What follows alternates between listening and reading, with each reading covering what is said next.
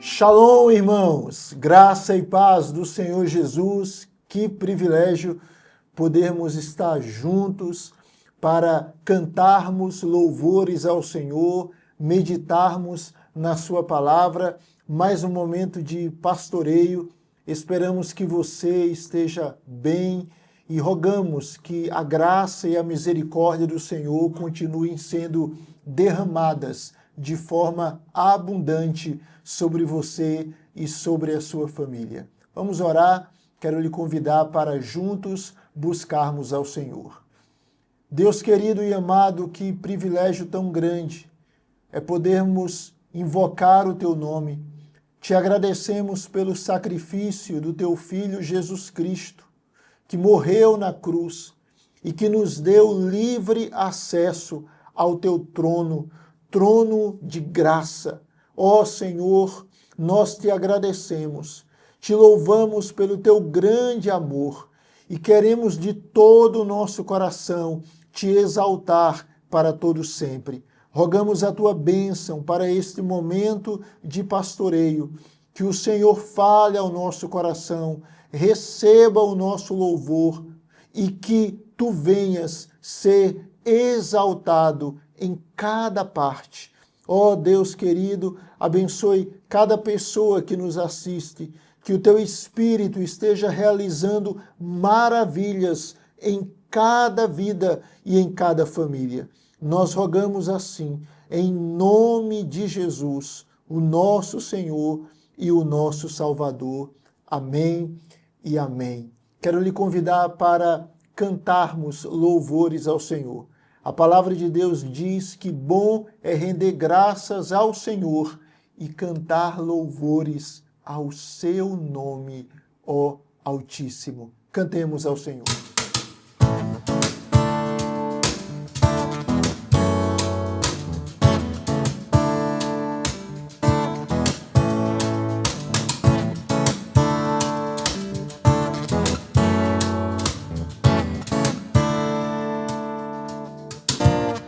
Sobre toda a terra tu és o rei, sobre as montanhas e o pôr do sol. Uma coisa só, meu desejo é: vem reinar de novo em mim, reina em mim com teu poder. Sobre a escuridão, sobre os sonhos meus, tu és o Senhor de tudo que sou. Vem reinar em mim, Senhor.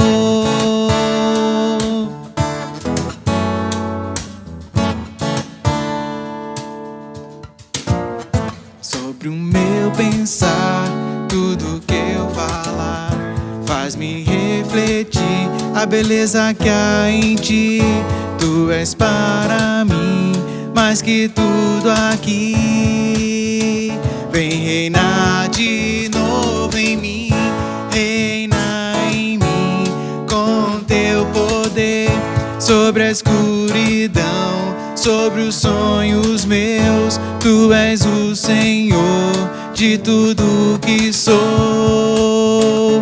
Vem reinar em mim, Senhor, reina em mim com teu poder. Sobre a escuridão, sobre os sonhos meus, tu és o Senhor de tudo que sou. Vem reinar em mim, Senhor. Vem reinar em mim, Senhor. Vem reinar em mim, Senhor.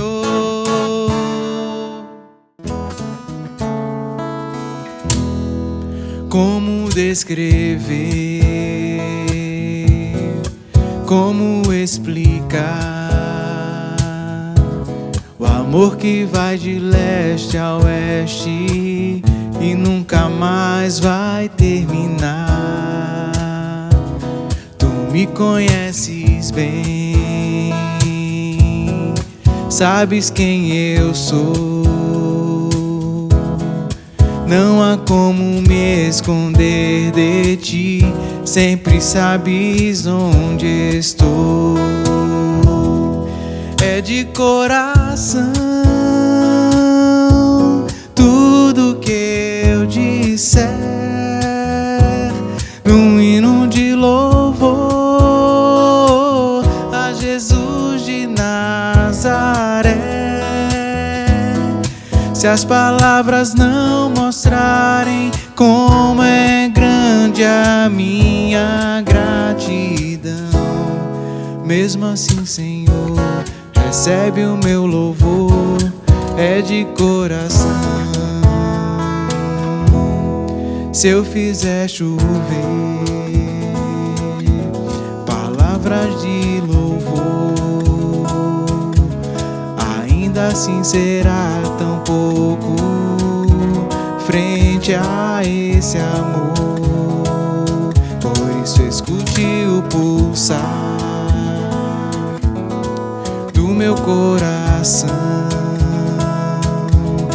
És o caminho, a vida e a verdade, te dou minha gratidão. É de coração tudo que eu disser, num hino de louvor a Jesus de Nazaré. Se as palavras não mostrarem como é grande a minha gratidão, mesmo assim, Senhor, recebe o meu louvor, é de coração, é de coração, é de coração tudo que eu disser, num hino de louvor a Jesus de Nazaré. Se as palavras não mostrarem como é grande a minha gratidão, mesmo assim, Senhor, recebe o meu louvor, é de coração. Mesmo assim, Senhor, recebe o meu louvor, é de coração. Meus amados irmãos, nós estamos refletindo no primeiro livro de Samuel, nesse momento de pastoreio, e hoje nós meditaremos no capítulo 13, 1 Samuel, capítulo 13. Esse texto, ele vai nos mostrar que o caminho da incredulidade, da não dependência de Deus, é um caminho de ruína. Não há como nós compatibilizarmos autoconfiança e confiança em Deus. Não há como harmonizar uma pessoa seguir os seus próprios caminhos e seguir o caminho de Deus. Então, essa passagem, ela nos traz um exemplo trágico de um homem chamado Saul, que reinou sobre Israel e que deveria governar como um pastor sobre o povo de Deus, mas que, infelizmente, ele tomou decisões tolas e imprudentes, e que Deus nos livre disso. Que Deus guarde o nosso coração de uma vida tola e de desobediência ao Senhor. Então, eu quero meditar nesse texto pensando nessa perspectiva e entendendo como é bom nós confiarmos no Senhor. Queridos, nós vivemos em uma luta, em uma guerra espiritual. E nesta batalha espiritual, nós não a travamos com as nossas armas. Nós lutamos essa guerra na força do Senhor. E o Senhor promete, meu irmão, minha irmã, a dar a cada um de nós vitória nas nossas lutas, nas nossas batalhas. O Senhor Jesus Cristo venceu na cruz do Calvário e nele nós temos vitória em meio aos enfrentamentos e, portanto, podemos confiar no Senhor. Então veja comigo, 1 Samuel capítulo 13, diz assim: Um ano reinara Saul em Israel. No segundo ano de seu reinado sobre o povo, escolheu para si 3.000 homens de Israel. Estavam com Saul 2.000 em Micmas e na região montanhosa de Betel, e 1.000 estavam com Jonatas em Gibeá de Benjamim, e despediu o resto do povo, cada um para sua casa. Jonatas derrotou a guarnição dos filisteus que estava em Gibeá, o que os filisteus ouviram. Pelo que Saul fez tocar a trombeta por toda a terra, dizendo: Ouçam isso os hebreus. Todo Israel ouviu dizer: Saul derrotou a guarnição dos filisteus, e também Israel se fez odioso aos filisteus. Então o povo foi convocado para junto de Saul em Gilgal. Reuniram-se os filisteus para pelejar contra Israel, 30.000 carros e 6.000 cavaleiros, e povo em multidão como a areia que está à beira-mar. E subiram e se acamparam em Micmas, ao oriente de Bet-Aven. Vendo, pois, os homens de Israel que estavam em apuros, porque o povo estava apertado, esconderam-se pelas cavernas e pelos buracos, e pelos penhascos, e pelos túmulos e pelas cisternas. Também alguns dos hebreus passaram o Jordão para a terra de Gade e Gileade. E o povo que permaneceu com Saul, estando este ainda em Gilgal, se encheu de temor. Esperou Saul 7 dias, segundo o prazo determinado por Samuel. Não vindo, porém, Samuel a Gilgal, o povo se foi espalhando dali. Então disse Saul: Trazei-me aqui o holocausto e ofertas pacíficas. E ofereceu o holocausto. Mal acabara ele de oferecer o holocausto, eis que chega Samuel. Saul lhe saiu ao encontro para o saudar.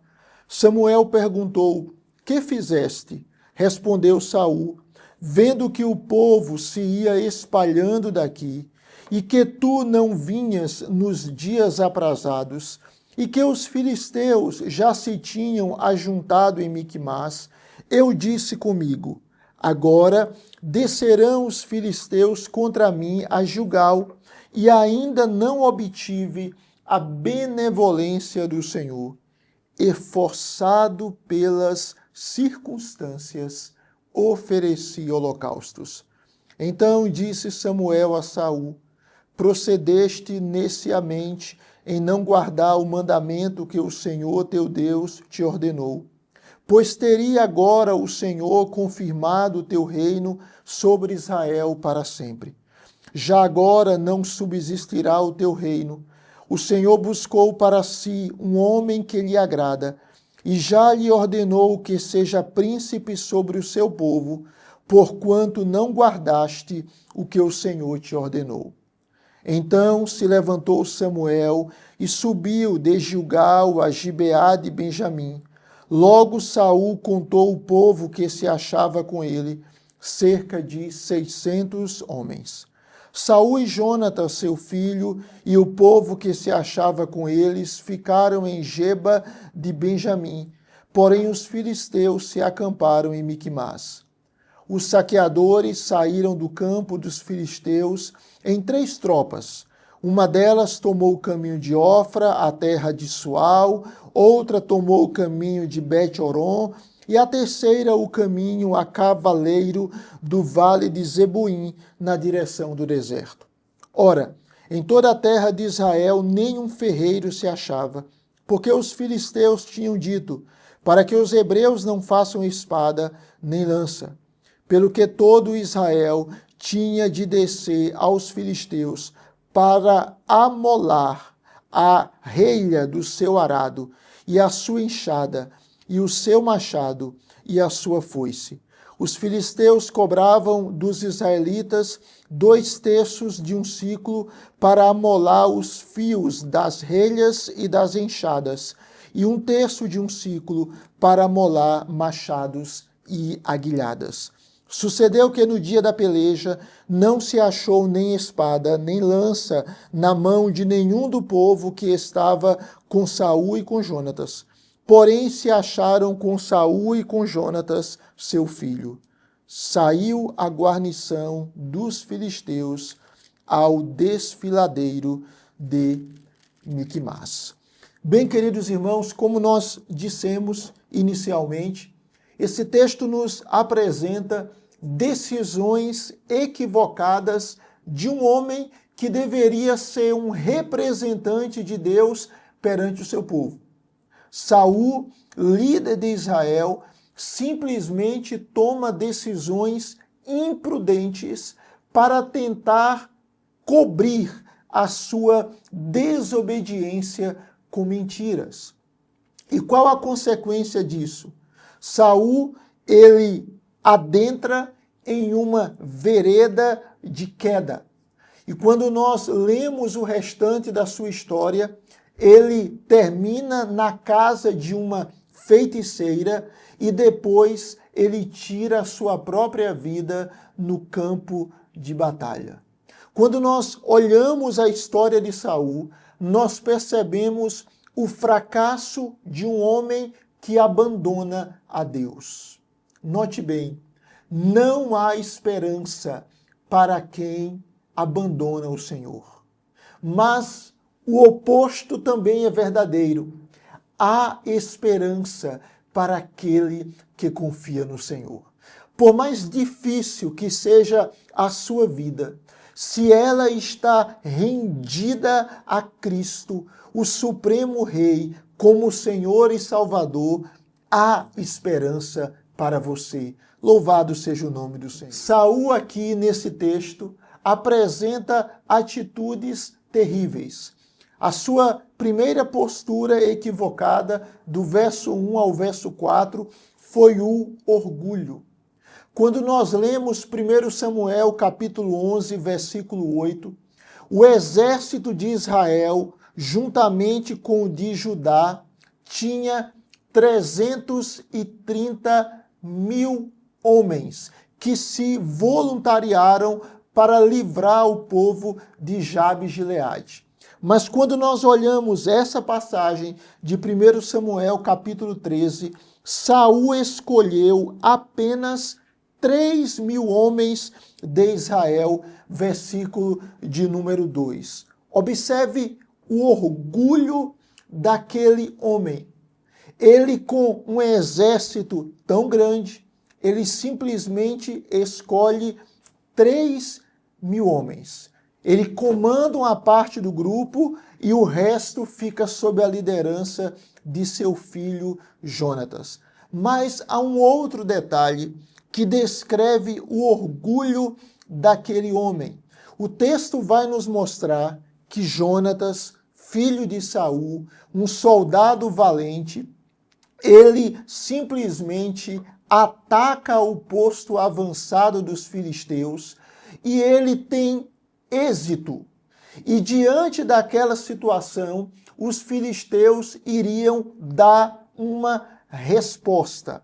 Mas observe, diante da ação de Jonatas, verso 3, que derrotou a guarnição dos filisteus, o texto nos mostra que Saul, ele toca a trombeta e ele arroga para si a vitória. Ele assume o crédito pelo triunfo. Ao invés de ele atribuir o êxito a Jonatas, ele, por causa da sua coragem, por causa do seu orgulho, traz todo o crédito para si. Primeiro pecado, o orgulho. A Bíblia diz que a soberba precede a queda. Que Deus livre a mim e a você de toda vaidade. A glória pertence somente ao Senhor. A Bíblia diz que Deus resiste ao soberbo, mas ao humilde ele concede a sua graça. A palavra do Senhor afirma: humilhai-vos sob a poderosa mão de Deus, para que ele vos exalte. O segundo pecado de Saul foi a sua incredulidade unida à sua impaciência. Diante da vitória de Jonatas, os filisteus, eles se reúnem em Micmas. E diante daquela iminência de um ataque, o exército filisteu era muito grande.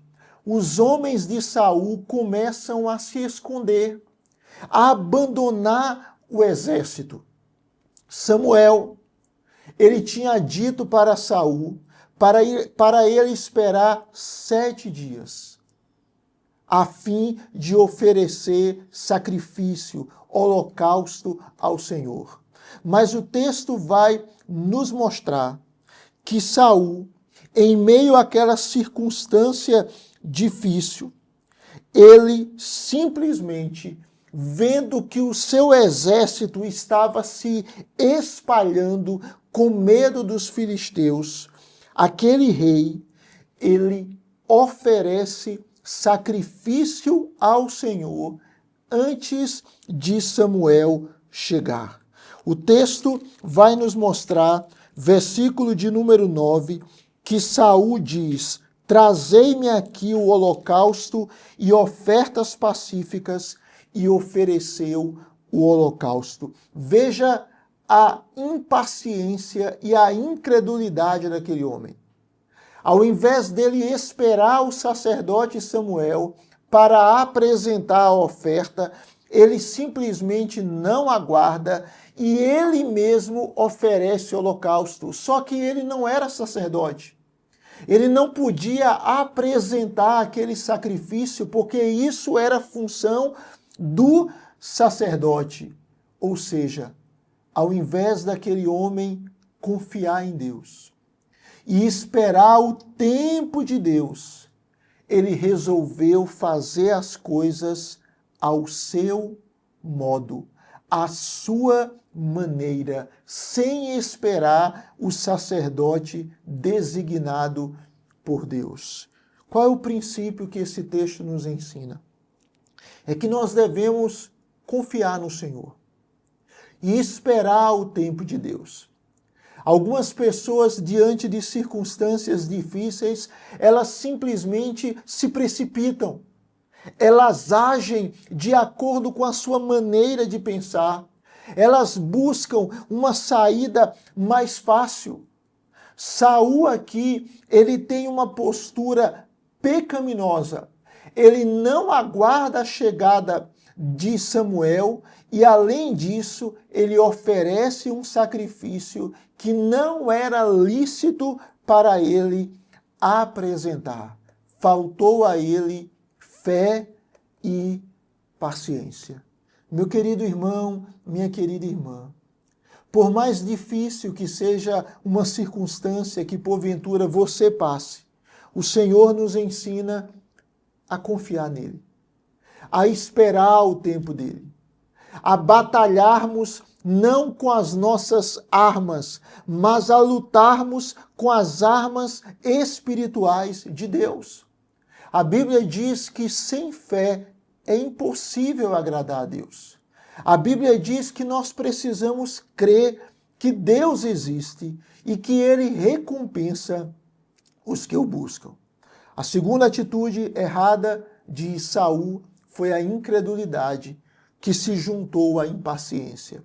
A terceira marca equivocada daquele homem foi a dissimulação. O texto nos mostra, versículo número 10, que mal acabara ele de oferecer o holocausto, Samuel chega. E ao invés dele reconhecer o pecado, ele faz o contrário. Ele saúda Samuel cordialmente, esperando que o sacerdote lhe desse uma bênção. Veja, ele é hipócrita. E quando Samuel pergunta, o que você fez? Versículo 11, Saul diz, vendo que o povo se ia espalhando daqui e que tu não vinhas nos dias aprazados e que os filisteus já se tinham ajuntado em Miquimás, eu disse comigo, verso 12, agora descerão os filisteus contra mim a Gilgal. E ainda não obtive a benevolência do Senhor, e forçado pelas circunstâncias, ofereci holocaustos. Forçado pelas circunstâncias. Às vezes pessoas, elas tentam desculpar os seus pecados com Saul. Elas dizem, eu fui forçado pela circunstância. Eu cometi essa mentira porque senão iriam me criticar. Ou uma pessoa faz um desfalque na empresa e diz, fiz isso porque estava com dificuldade financeira. Ou ela comete um outro pecado e tenta apresentar desculpas. Deus nos livre disso.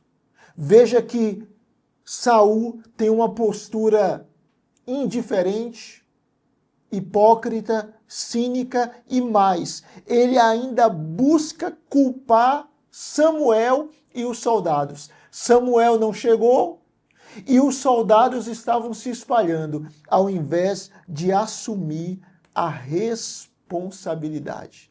E o texto diz que ele simplesmente se viu forçado pelas circunstâncias. Terceiro erro de Saul foi a dissimulação. E o quarto erro foi a insensatez.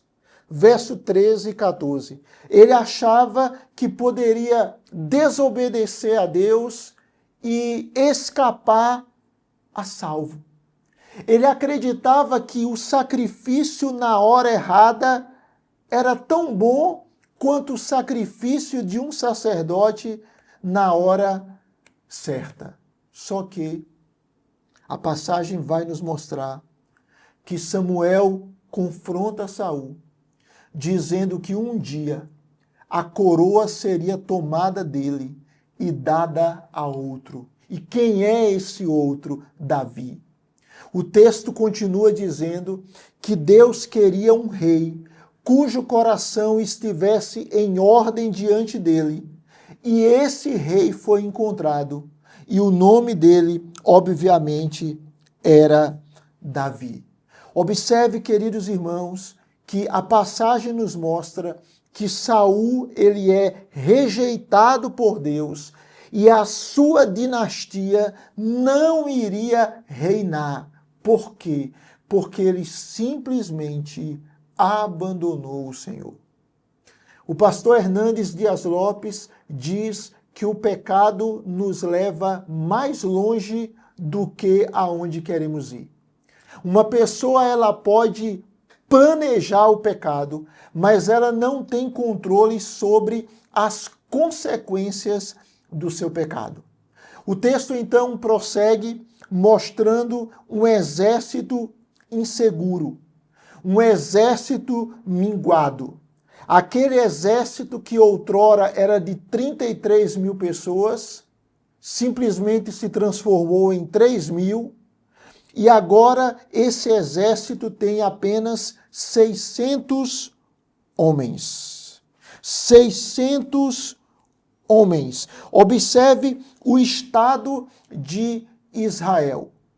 Enquanto o exército filisteu era um povo em multidão como a areia que está à beira do mar, o exército do povo de Deus estava fragilizado. E mais, era um exército ameaçado, porque os filisteus enviaram grupos de ataque para proteger as estradas e as passagens que os israelitas poderiam usar caso atacassem. Veja que o exército do povo de Deus, além de minguado, agora estava sob ameaça. E é interessante que Jonatas, o filho de Saul, no capítulo 14, ele tem vitória contra os filisteus. E isso nos ensina um princípio muito importante, que eu vou mencionar daqui a pouco para você no final da nossa mensagem. Em terceiro lugar, o texto nos apresenta um exército destituído. Não havia equipamento no exército israelita. Por quê? Quando nós olhamos do verso 19 ao verso 22, o texto nos mostra que simplesmente o povo de Israel, o exército israelita, ele não tinha condições nem de amolar a relha do seu arado e a sua enxada e o seu machado e a sua foice. Por quê? Porque os filisteus deportaram todos os ferreiros para que os israelitas não pudessem confeccionar armas. Observe, o exército israelita era pequeno em número e em quantidade de armas. O que Deus está nos ensinando nesse texto? Ele está nos mostrando que a nossa confiança diante das batalhas na vida precisa estar depositada nele. Como nós dissemos, Jonatas terá vitória sobre os filisteus. Posteriormente, Davi, o rei Davi, tem triunfo sobre os exércitos inimigos de Israel. O que nós temos aqui, irmãos, é mais do que um conflito bélico, é uma guerra espiritual. O povo da Filístia era idólatra e não confiava no Senhor. E Deus, então, está tentando e está instruindo o seu povo no seguinte: meus filhos, confiem em mim. Mas Saul não fez isso. Saul preferiu confiar na sua estratégia, nos seus maneirismos, na sua mentira, no seu engano, no seu orgulho, dissimulação, etc. E terrivelmente, ele fracassou. Ele não foi um rei apto para governar o povo de Deus. Mas nós, por favor, escute. Nós temos um rei apto para nos governar.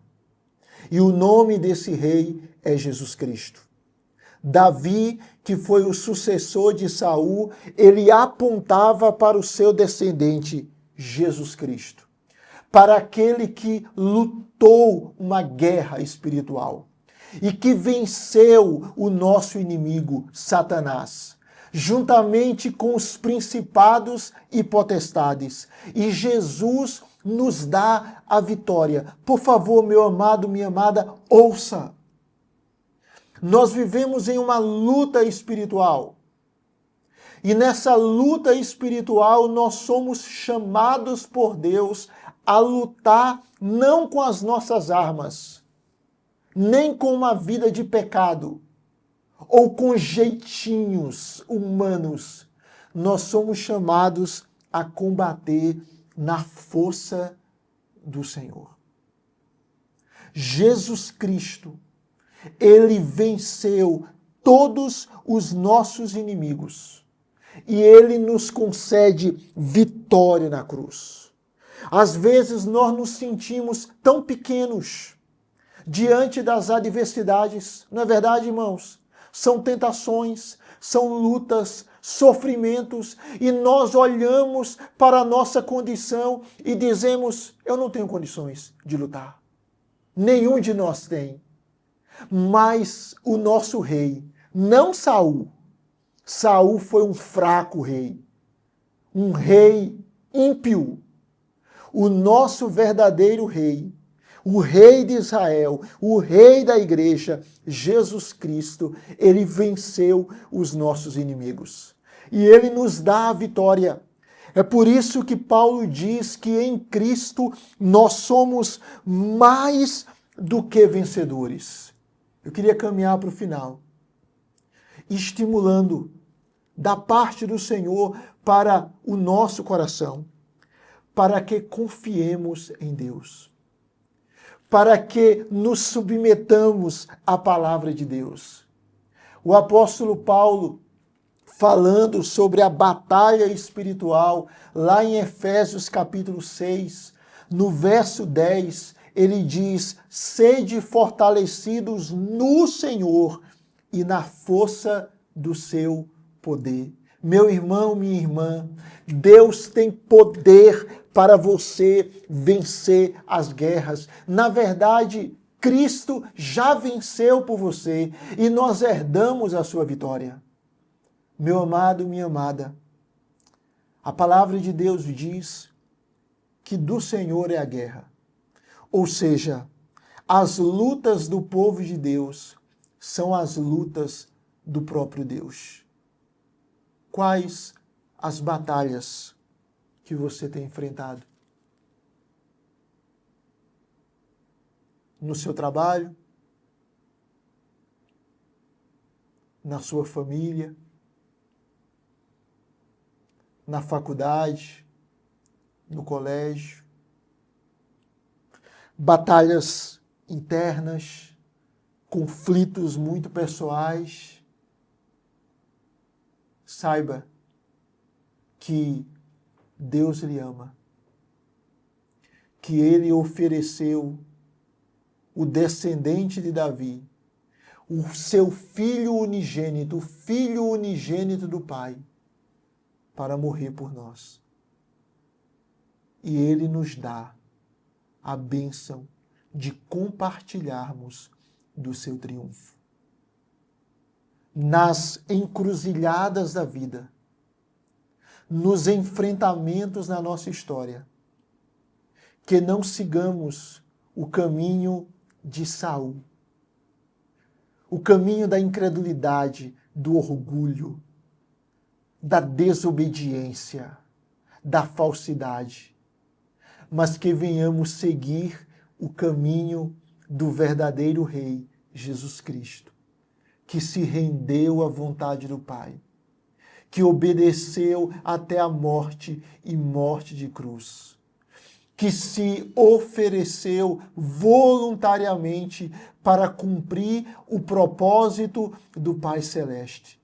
Que nós venhamos confiar nesse verdadeiro Rei, nesse Rei eterno que governará para sempre. E esse Rei, Ele nos concede vitória. Em Cristo, você não é fracassado. Em Cristo, você não é destruído.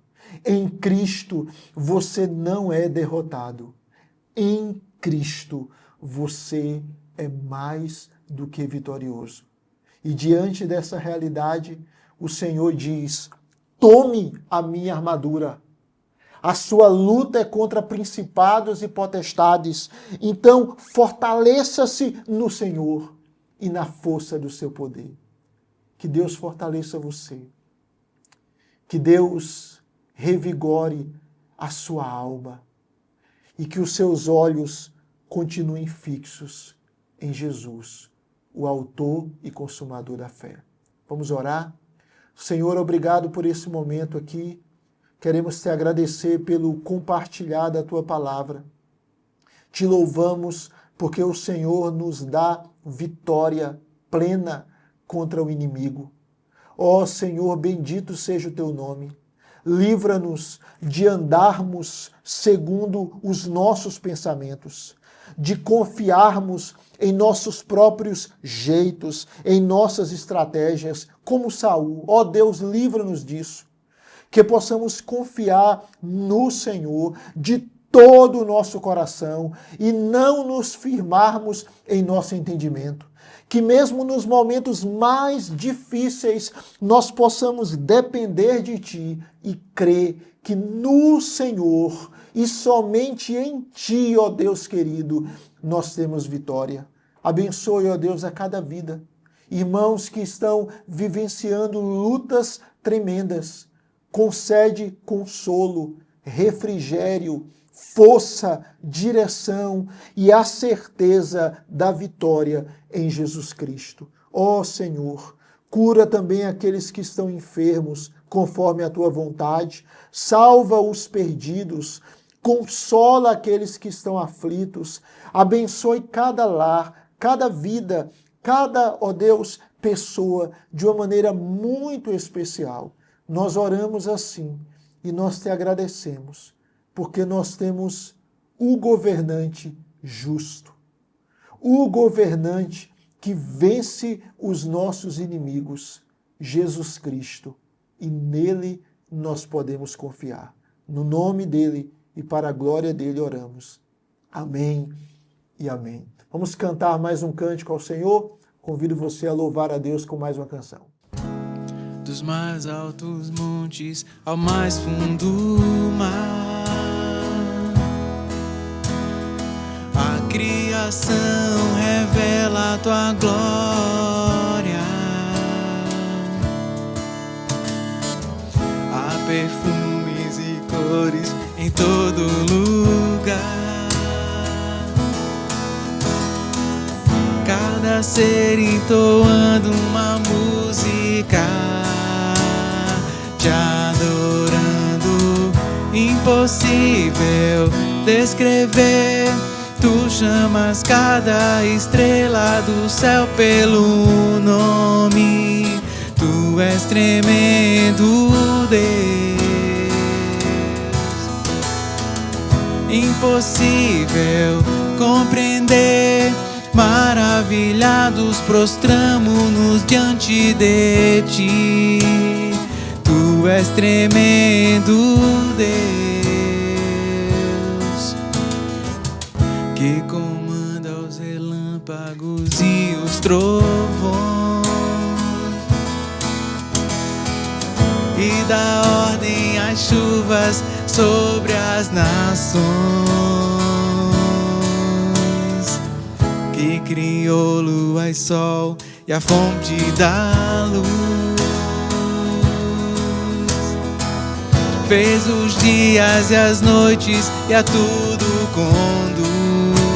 Incomparável, impossível descrever. Tu chamas cada estrela do céu pelo nome. Tu és tremendo, Deus. Impossível compreender. Maravilhados prostramo-nos diante de ti. Tu és tremendo, Deus.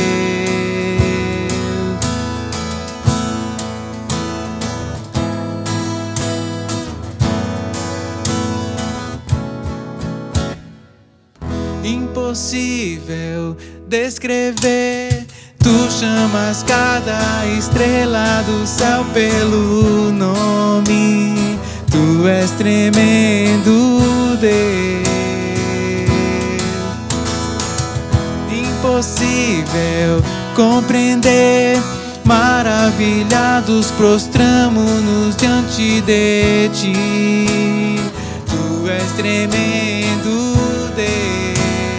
Tu és tremendo, Deus. Tu és tremendo, Deus.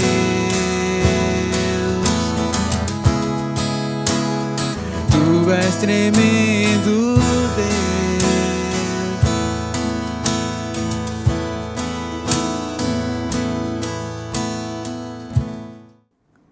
Bem, queridos, estamos encerrando mais um momento de pastoreio.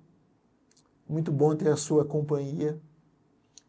Esperamos que o seu coração esteja sempre animado pelo Senhor, o Senhor dos Exércitos, aquele que, diante dos muitos inimigos, ele nos dá vitória plena e definitiva.